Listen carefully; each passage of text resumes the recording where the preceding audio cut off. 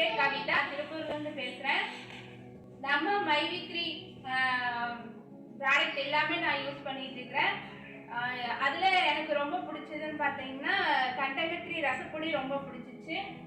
ஏன் அப்படின்னு கேட்டிங்கன்னா, பையன் வந்து சாப்பிடவே மாட்டான்.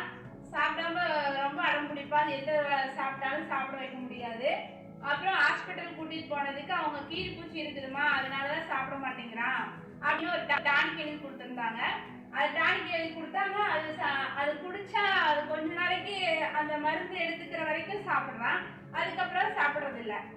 அப்புறம் சரி என்ன பண்றது அப்படின்னு பார்த்தோம்னா, நம்ம ஸ்டோர்ல போய் நான் கண்டங்கத்திரி ரசப்பொடி வாங்கிட்டு வந்தேன். இதுல வந்து கீழ் பூச்சி இதெல்லாம் சாகும் அப்படின்னு சொல்லியிருந்தாங்க.